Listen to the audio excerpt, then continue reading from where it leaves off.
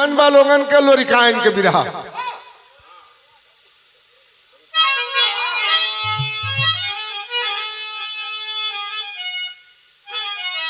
बागी बलिया की धरती पर पैदा हुए संवरू और लोरी। जहां लड़ाई के मैदान में यादव वंश में दो बघेला संवरू लोरी,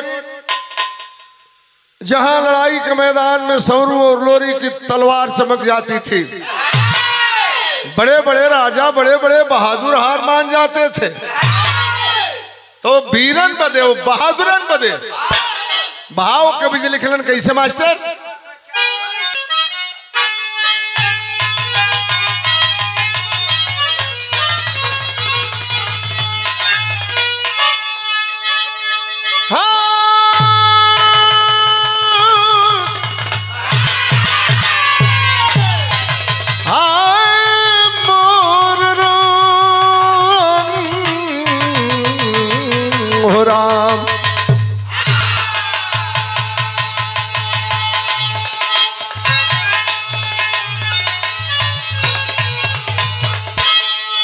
भाव है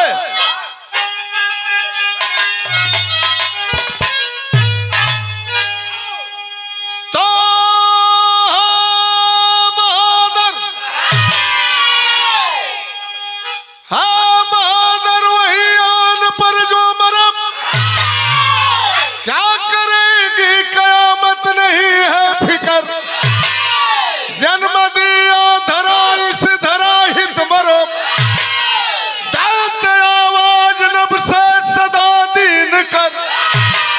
मौत से जंग करते सदा जंग में, क्योंकि कुदरत ने दी उनको बजरा जिगर। अब सगुन आज सगुन हार या जीत को प्राथमिकता न देते सरहदे सफर।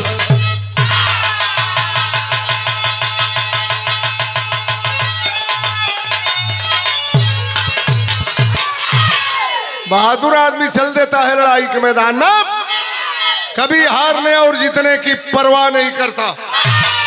उन वीरों के लिए भाव कवि ने लिखा है। गजल के तर्ज कौन में मास्टर?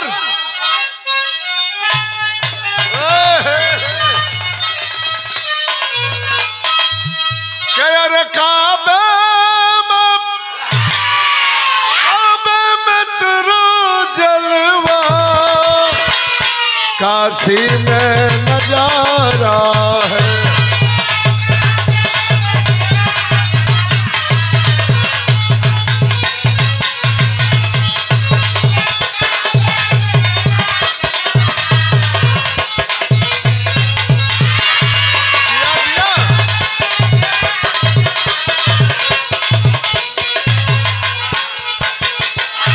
वीरों के लिए भाव कवि ने लिखा के सरहद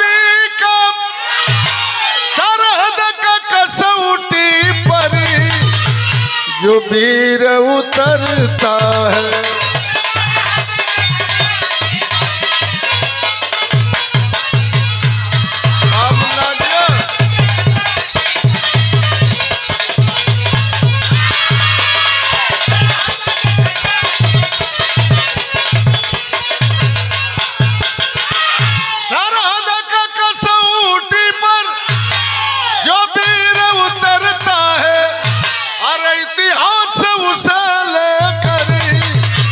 सीने से मचलता है।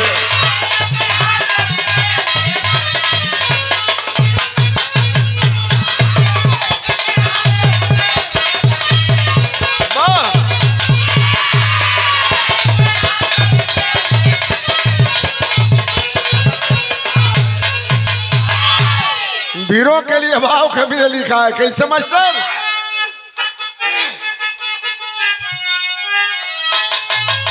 जौहरी है जौहरी,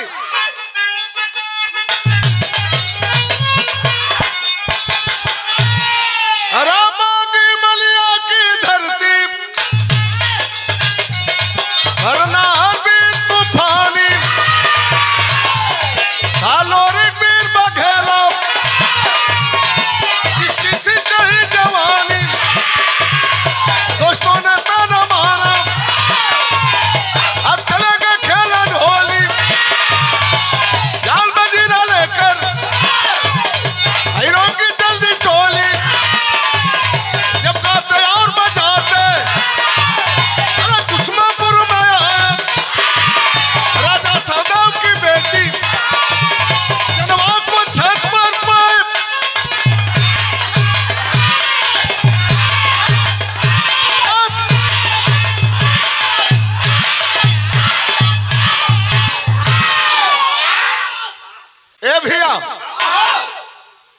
हमरे गांव से 18 किलोमीटर की दूरी पर वह बोहा का अखाड़ा जहां संवरू लोरी के कुश्ती होए। अखाड़ा पर कुश्ती होत रही है, फागुन के महीना रहल। गड़गौरा गांव के लड़का गईला लोरी के पास में, देखा ये मन बढ़ई कहल जाला। कला हर साल होली गौरा में खेलल जाला, ए साल होली खेले चलल जाई कुसुमापुर। कुसुमापुर के राजा सहदेव के बेटी जेकर नाम रहे चनवा, यही मीरा नहीं और ओकर चढ़ल जवानी। भल भल भल भल फेंकत रहे पानी,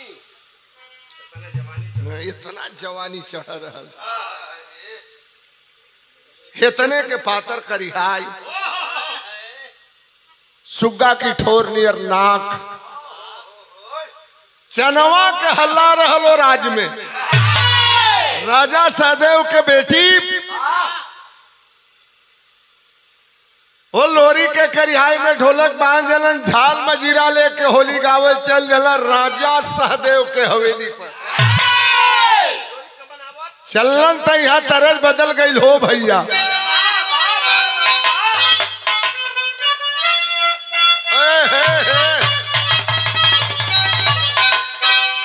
स्वर्गीय रामदेव गुरु से बिरहा होके अपने जवानी के आलम में ये धुन के बड़ा पीस के गाँव है, जबान से पीस के गाँव है। रामदेव गुरु गावे की सावन महीना,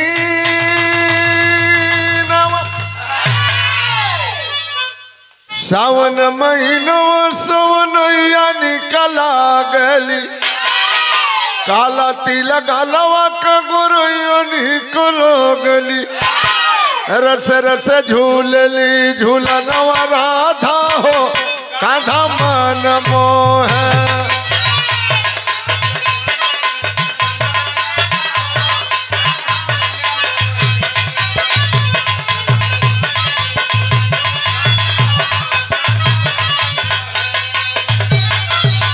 बाकी कुसुमापुर पहुंचल हिरन के लसकरिया, लड़ी गईली कोठवा पे नजरिया, बाबू हो मनवा बिगड़ल गवा।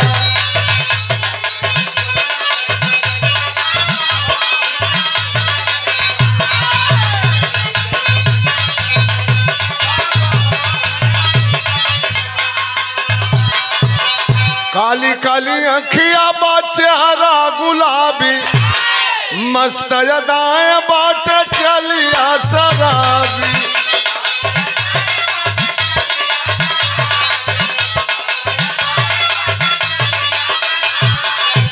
रस रस बहली बयरिया, बाबू हो मनवा बिगड़ल गमार। होली गावे चल दिला राजा सहदेव के हवेली पर। लोरी ढोलक पर ताल बजावत होवन, वही कोठा पर राजा सहदेव के बेटी जेकर नाम रहे चनवा, स्नान कैले रहल मीरा। बहुत मेहरारू होलिन, स्नान कई के शरीर के कपड़ा से सुखावेली। हमनों ने आई जला तो तौलिया से गमछा से आदमी पोछेलन, उ चनवा नहाई के शरीर के पोछले भी नहीं रहल। हाली हुली में उ छलकौआ साड़ी पहिरले रहल, नीचे पेटीकोट भी ना पहिरले रहल। छलकौआ साड़ी लपेट ले रहल, नीचे पेटीकोट भी नहीं रहल, पानी से उ साड़ी एकदम चपक गई रहल। चनवा के शरीर के अंग अंग बुझाव की साला कपड़ा के छेद के बाहर हो जाए। एगो काम कैले रहल, तौलिया से बार के सुखवाई के। केहू बाना राजा के बेटी रहल, वही कोठा पर ऐसे बार के गिरा के। कैसे मेहरारू कैसे बार झारे वहां के पूछा,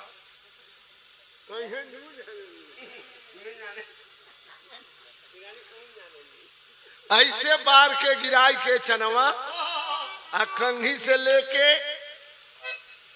अरे दिया दिया राजा दिया, ऐसे लट फोरत रहल।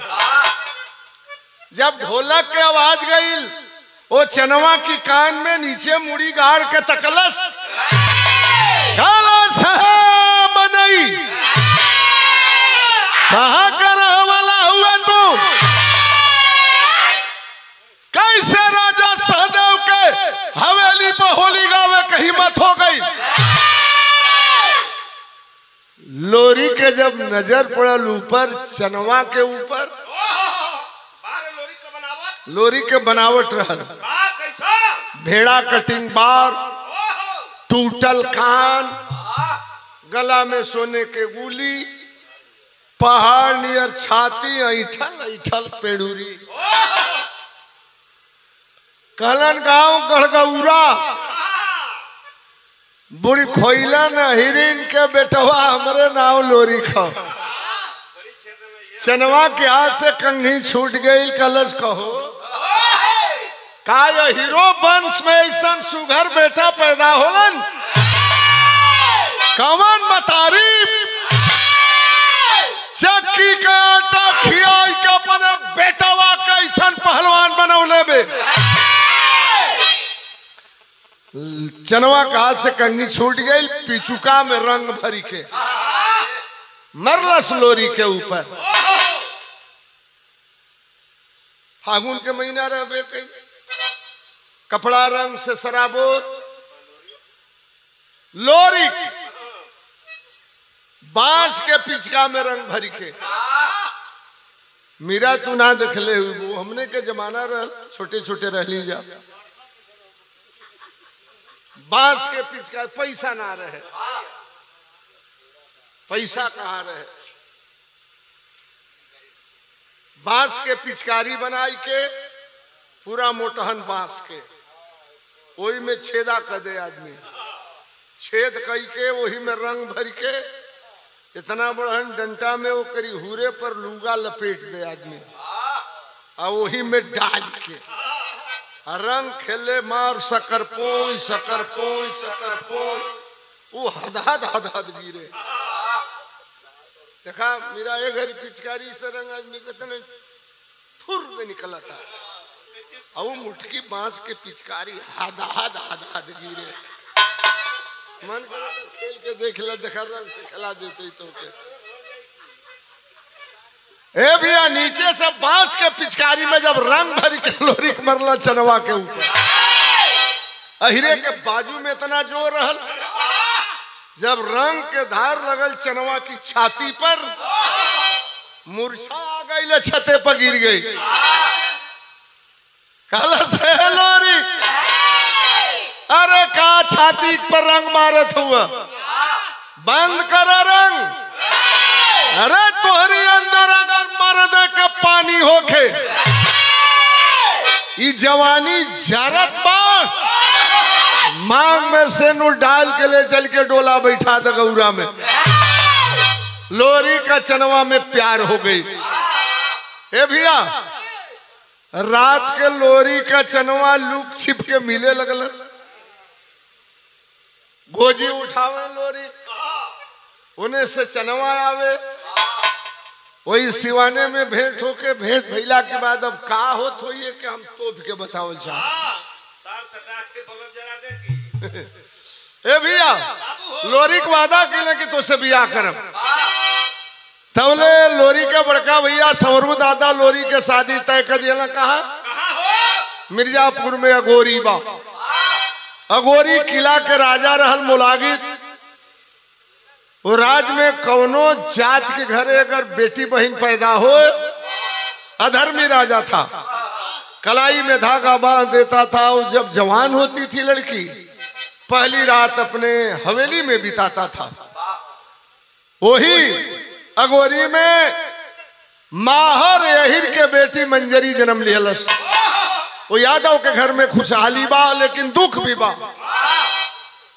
मुलागी धागा बांध दिलस, मंजरी सयान भइल, चिंता भइल माहर यहिर के, हमरे बिटिया के इज्जत लगता कि फिर एक बारू पापी लूट लई। पता लगावत अइला मिर्जापुर से बनारस गाजीपुर, मऊ होते हुए बागी बलिया की धरती पर और लोरी के दुल्हा खोज के गईलन, बारात साज के लोरी गईलन, मजरी से बियाह कैलन और डोला ले आके बैठा दिलन गौरा में। चनवा के बात के जानकारी हो गई, का हमरो ले नीक मेहरारू। देखा ये जलन है मेहरारू, जलन होला मेहरारू के। मेहरारू से तो होइबे करला, मर्दों से होला। तू तो गिना ले लू, अब कहब तो कहबू की कहता तनी आज चलबो मजरी के देखे बदे। आइल चनवा रच रच के सिंगार कैलस और उल्टी पाला कई के। पाला में भी पाला बा, सीधा पाला उल्टी पाला। उल्टी से तू कबो कबो उल्टी पाला कर लू तो जान मारे लू। उल्टी पाला कई के चनवा चलल वही गौरा में। मजरी डोरी घैला लेके कुआं पर पानी भरत रह। देखल तो चनवा मजरी से मजाक कैलस। तरह जी हाँ उहे बा कोनो मेहरारू के मरद करार कैला। मेला में भेंट हुई, कहाँ भेंट हुई विनोद? वही मेला में दोहरी घाट, लाट घाट, आजमगढ़, मऊ में। मेहरारू कोरा में लइका के लेके पहुंचल बे। 12 बजे के करार बा। घड़ी में 2 बजे ता चारू ओर मेहरारू ताकते। इंतजार के घड़ी बड़ा दुखद होला। राजेश बाबू चारू ओर ताकते लइका बुखाइल बा। ए मैं जिलेबी खाइबे, मैं जिलेबी मारा प्रचार था। दोगला के चोदल रसगुल्ला ना खाओ करता इंतजार बा सैया के। मेला में कहीं नहीं खा लौका तौले ओकरे गांव का करियवा देव। ललका कुर्ता करियवा पैंट पहिर ले बा। मुंह में उहे पान। अब ओ तरह मत जाएगा। देखलस के भाई भौजियो मेला में आइल बे। घूम के आके पान खैले वाला लंगड़ी आते आके गलत की आने आ लगी कल। अरे जिया हो वो नहीं खाया इनका। ई भाषा जाने लू। भाषा के हमरे यहाँ के पंडित जी हुए बेलथरा रोड के। उनकर बस चले ले घोसी से बेलथरा, घोसी बलिए मऊ में बा, बेलथरा रोड बलिया में बा। तो उतनी यही तरह नकनका के बोले ना। वाह कैसे? क्यों कई पंडित जी पा लगे के निया निकना ऐसा ही बोले ना। हम आजमगढ़ से बिरहा का के गई हो जब बेलथरा रोड रोडवेज के बगल में बैठ के चाय पियत रही।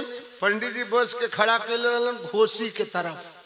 पश्चिम पड़े मुँह रहल, बस के आगे लिखा रहल बेलथरा रोड डिपो, घोसी से बेलथरा। तौले वो आदमी आई पढ़ल लिखल ना रहे, यात्रियों के जाए के रहल बलिया। संजोग से वो पंडित इंजीनियर बोलत रहे। गईल बगल में खड़ा भइल। पंडित जी बस के चालू कैले रहलन। बस धुआं फेंकते, यात्री हन बीड़ी पियत रहन के लेके चलब घोसी। जाके बगल में खड़ा भइल कहलस कि अरे भाई हम कहाँ जाई। पंडित जी सोचला ना यही तरह बोली ना ऐसे साला जान के रिगावा था। अब कुछ बोलत नहीं खान। अब वो से ही चल जाओ। फिर कहलस कि अरे भाई यहाँ मोलन कहाँ जाई। पंडित सोचलन कि हम बोलत नहीं तो हमरो बोली आए करे नहीं यार बा। हंसत आनन कहलन न्याई न्याई न्याई कहाँ जाई म। तब ये त्रिया बुझलस कि हम तेरे बोले तने से ही जान के रिगावे लगल। फिर ये त्रिया कहलस कि अरे भाई साहब कहे नहीं गावन दाड़ा मोलन कहने गई म कहाँ जाई। पंडित जी सर इना गई तो कहलनी मोहनी मोहिन की मोहन में गई। कहला मोहनी वाले देख रहे होंगे मोहन के लिंगा है मोहनी जमेल थरा। ये मान मान मजाक कर रहा है। भाई साहब मत कहाँ जाई, भाई साहब मत कहाँ जाई, भाई साहब मत कहाँ जाई। इमोन तौले दोनों कैला झगड़ा मऊ दौड़ के गली कहली पंडित जी नाराज मत हो कही वो तोहरे नियर बोला था। कहा ये भी हमारे जैसा भोजनी वाले को महले में ध्यान देना चाहिए। पहले के तरह बताओ, जब वही तरह बोलते बा वही तरह वो कहलत कि अरे कहा लगे अरे जिया नहीं खाया इनका कलच भेड़ डाल पर बैठ के गांजा खींचता चले रहल के कतही हुई है सड़क पर अरे लखत हुई है कतही हुई है सड़क पर।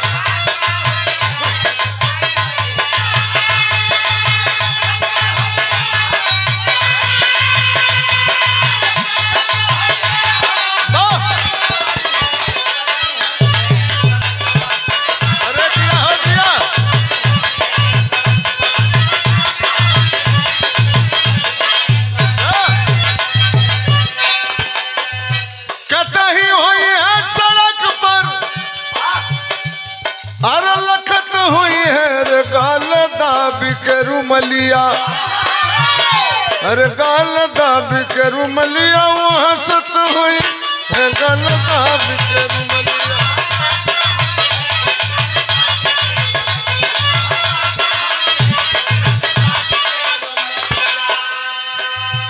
मजाक कैला चनवा मजरी से कैसा नहीं हरे करतिया तोहार भौजी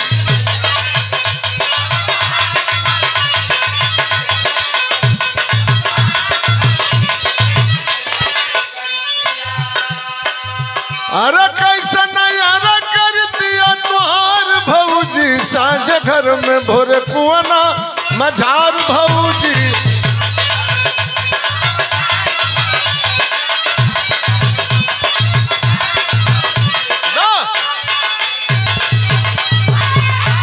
चनवा तो जानते रहल यही से बियाह कैले हुआ लोरी पानी भरत रहल कलश ए भौजी भौजी ए भौजो मजरी भूगो ठटा के देखलस कहाँ के मेरा रू भौजी भौजी कैले बे जेकर जवान चरित्र रहला ओकर हल्ला हो जाला। गौवा में लइका रहल गइल कलस ए भौजी नया नया ने आइल बड़ू अरे तोरी मरद से ये चनवा है कर लोभ चलेला आऊ माऊ चलेला कलस चनवा तोहरी नगर का कवन नियम की दुइयो दिन अइले ना भइल ससुरा में या डोरी घड़ीला लेके कुआं पर पानी भरे आ गइलू। मजरी कलस हमारी नगर के तई नियम में तोहरी नगर के कवन नियम बा के दिन में भैया रात के सैया बना के खटिया पर सुतावेलू। लगल बात चनवा के डांट के बोली चनवा अब मैं तुमको सबक सिखा दूंगी सौत डाक की आगी में धू धू कर तुझे जला दूंगी। मजरी बोली रेपा पिंतु जरा शर्म ना खाती है भाई बहना के रिश्ते में पापिंतु दाग लगाती है। तब कोड़ार में रमधनिया के झोटा झोटी की आंधी है आलू धनिया सोवा बैगन और मुरई की बर्बादी है। वही अखड़वा के बगल में रामधनी कोयरी चार मंडा तरकारी बोले रहा। वही खेत में चनवा मजरी झोटा के झोटी लता के लूती मुका के मुकी मारा पीटी शुरू कैली। रामधनी कोयरी बाजार से तरकारी बेच गई हमार चार मंडा के तरकारी नुकसान हो गई भैया मेहरारून से के बोले जाई। गईला लोरी के पास में मंगरा घोड़ा के सवारी कैलन हिनहिनात घोड़ा लेके पहुंचल दोनों झगड़ा कैले रहली सब एगो से बियाहे ककले आई रहल एगो से प्यारे चलत रहल। चनवा से कहलन जाए तो हो गई कलस हो का गई कहले रहल बियाह करे के हमसे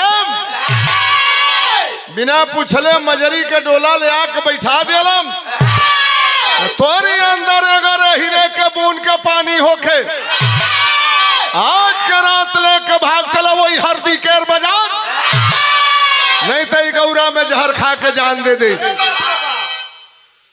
ये भैया जैसन छप्पन वैसन घप्पन लोरी कहना रे ऐसन बोली चला तोरो से बियाह करब वादा कैला लोरी।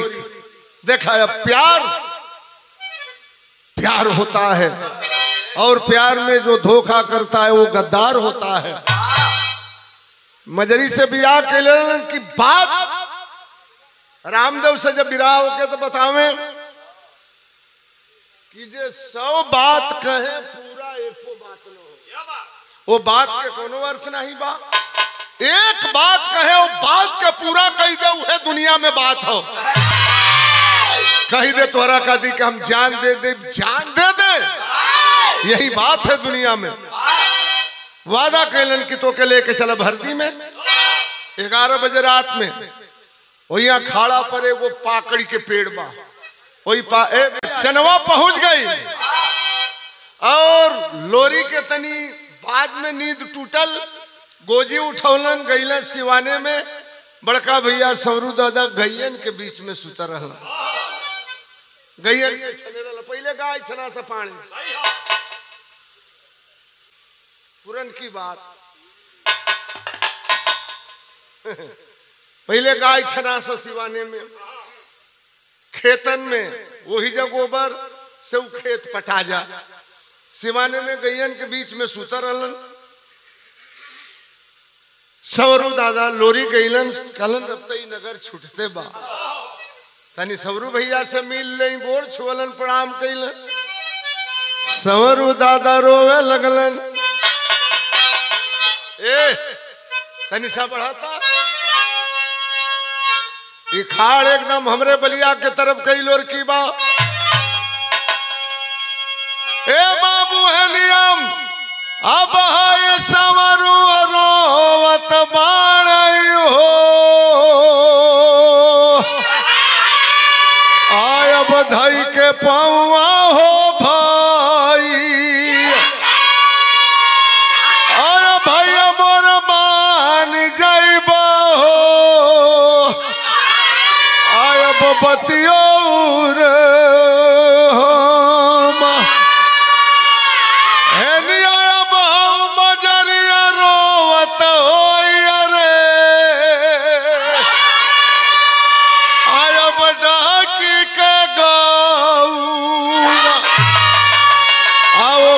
पर जाय रे अब पपवौर तो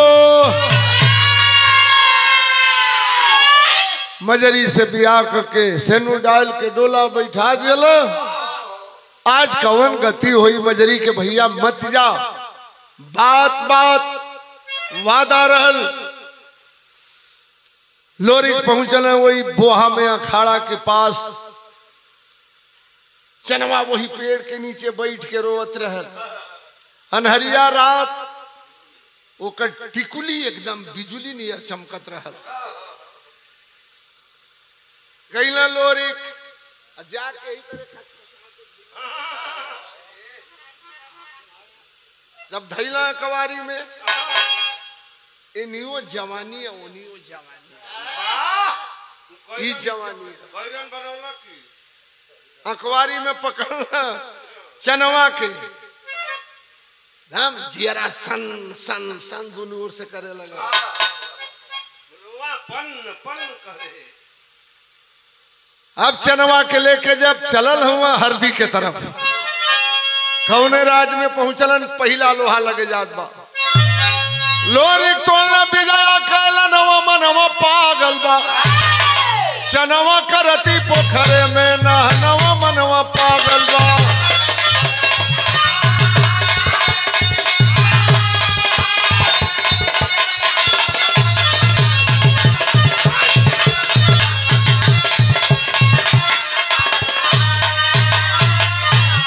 दौड़े सिपाही लेके नंगी तलवार हो काट लो साले की गर्दन को ना मन में किया विचार हो। अरे हथियारों से लाश लड़ा मर्दनवा मनवा पागल बा। अरे काट काट लोरी कैले खरिहनवा मनवा पागल बा।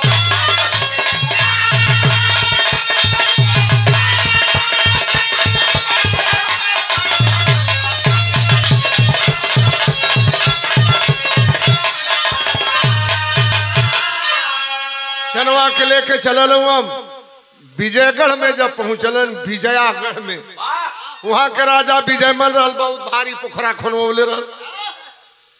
वही पोखरा में प्यास लगल, चनवा पानी पिए लगल, पैदले लेकर लोरी जात हुए।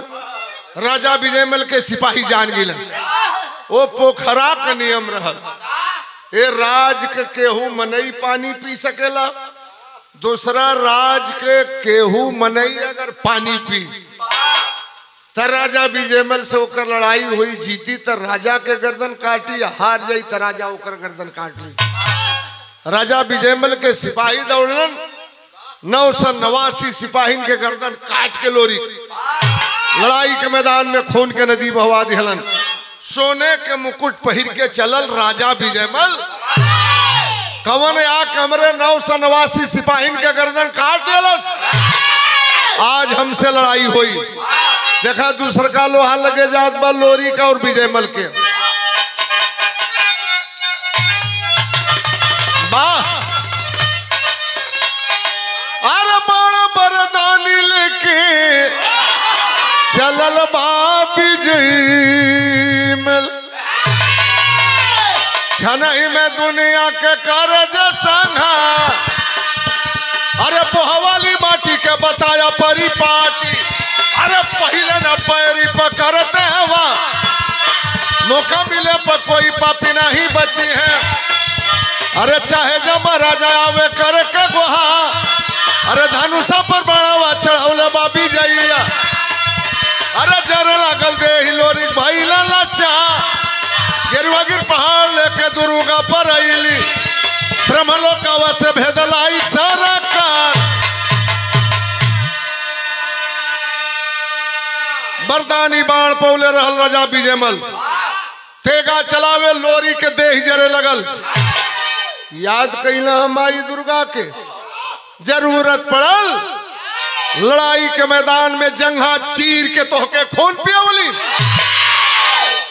दुर्गा माई पहुंचली ने लड़ाई के मैदान में, लोरी के बेटा के रूप बना के स्तन के दूध पियावत।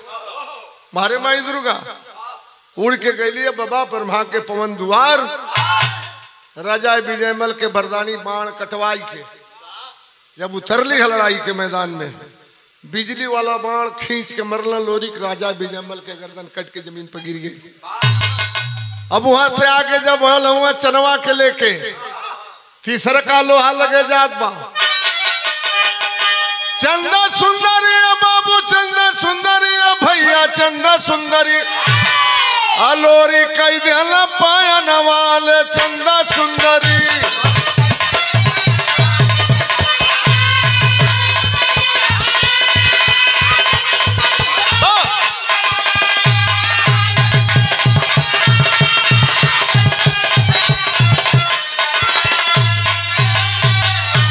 शिवधर देखले लोरी के संग चंदा पनीनार, या पापी ने शर्म किया न मन में किया विचार, गंदा भइल तुरी मनोन चंदा सुंदरी।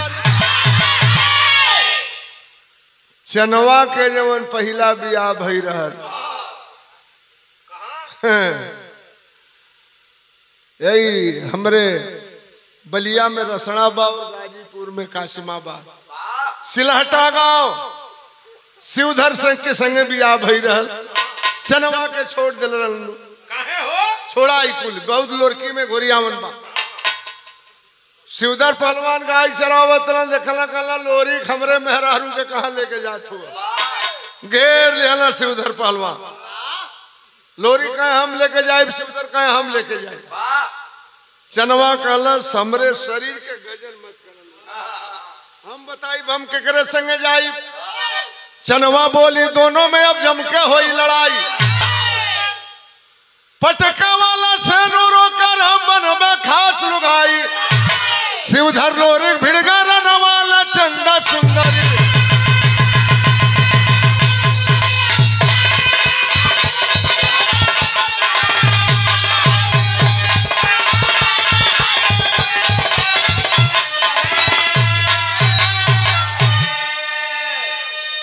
शिवधर लोरिक में लड़ाई शुरू हो गई। शिवधर बढ़िया रहा, लेकिन शिवधर की गुड़वा में बेवाई फाटर है।